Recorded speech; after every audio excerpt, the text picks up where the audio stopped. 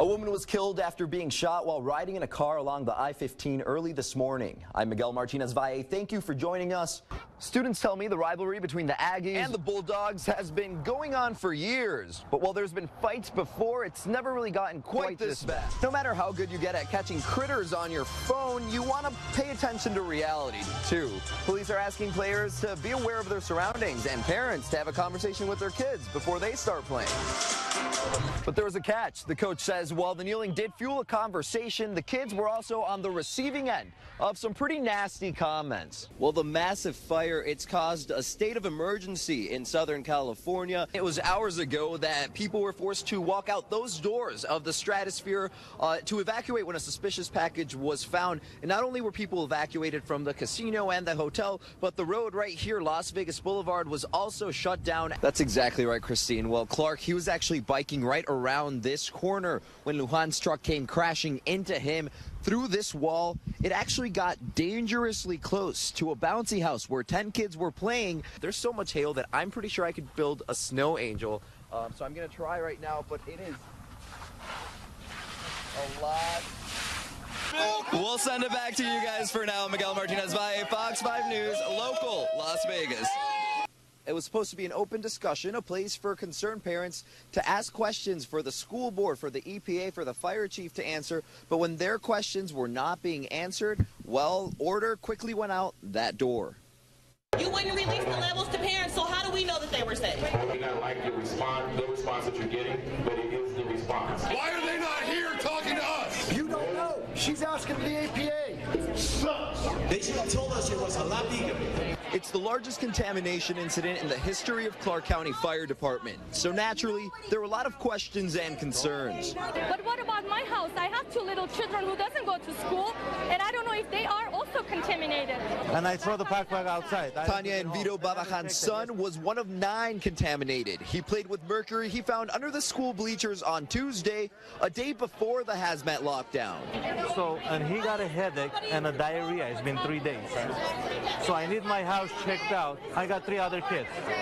They came to the open house looking for answers. You don't know who to talk to. You don't know what's the law, where to talk, whom to ask, what to do. We understand your frustration. Answers county officials don't have. And so what you do is you contact the school, they'll take your information, they'll make contact with the EPA. We're now hearing kids touch some mercury as early as Friday. We still don't know how much. I mean, what are their cleanup duties? How come nobody ever saw this? Like, I want to find out how much was it, what staffs were told by it, and why aren't they in trouble for their actions? Because obviously this happened Friday, but none of us found out till yesterday.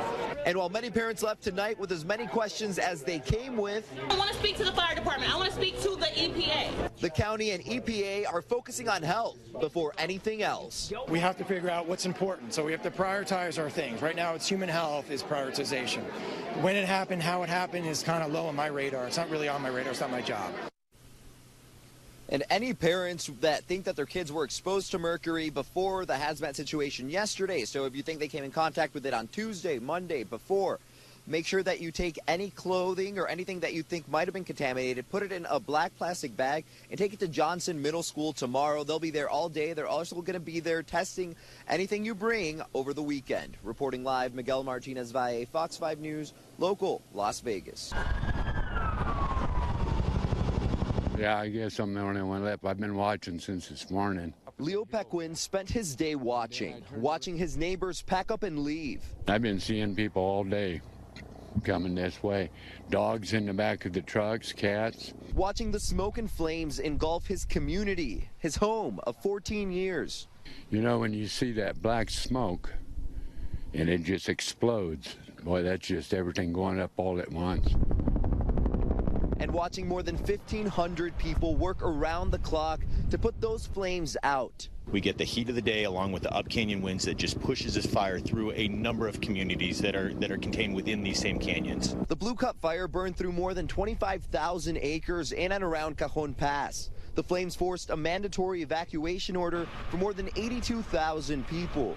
Pequin admits this is the worst disaster he's seen. But it's not the first fire. He's watched wildfires burn dangerously close before and stayed put. I've waited until ashes were falling on this porch, but I stayed for that reason. I mean, you only got one home, and despite official warnings and evacuations, he's not leaving yet. I'll do what I can to save it, and if it gets too rough or everything gets too close, then I got me a dog up there in the backside. Me and her is going to start walking down this road to get out of here. It's right on, Andrea. I just called. Or she called a Zuma.